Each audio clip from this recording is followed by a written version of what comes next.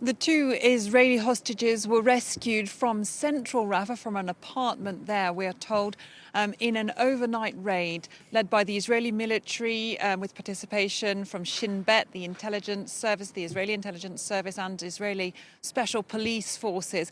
And they were brought back to Israel and then flown by helicopter to a hospital in the center of Israel. The two men who were rescued were Fernando Simon Marman, age 60, and Louis Ha, age 70, both Israeli-Argentinian nationals. This is the second successful hostage rescue rather than release carried out by the Israeli forces, so it's making big news here, as you can imagine. The relatives of one of the men has seen him and said that they appear to be in good health, although thin. And this was carried out in a very dramatic night overnight in Rafah. Incredibly intense bombardments reported there overnight.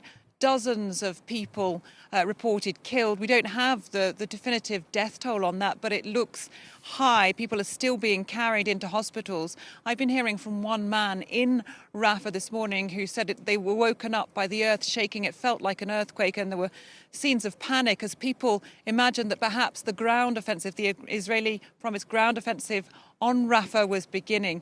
So clearly very serious scenes there for those civilians. More than half the population of Gaza is packed into the Rafah Directorate there, right on the southern tip of the Gaza Strip next to the border with Egypt.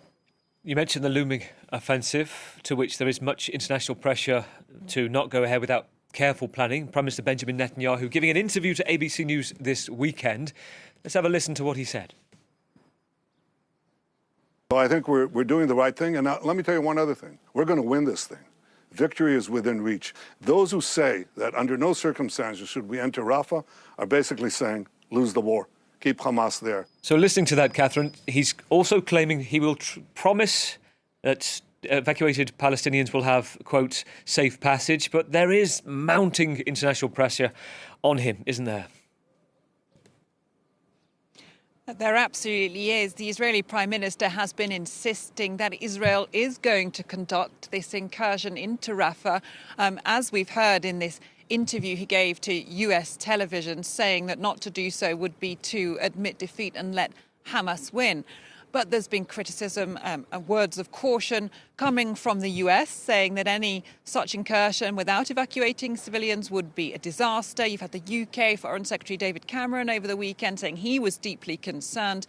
And in the Arab world, too, a rising chorus of voices expressing fear what that incursion could look like, from Saudi Arabia, a very influential voice, of course, now in today's Middle East, from Qatar, from Oman, and also from Egypt, very significantly, because Egypt, of course, there has that border with the Gaza Strip and with Israel. They're saying they're deeply concerned, and anonymous sources even telling the Associated Press that could mean the end of the Camp David Accords, which Egypt signed in 1979 with Israel, which has been a cornerstone of relative regional stability until now.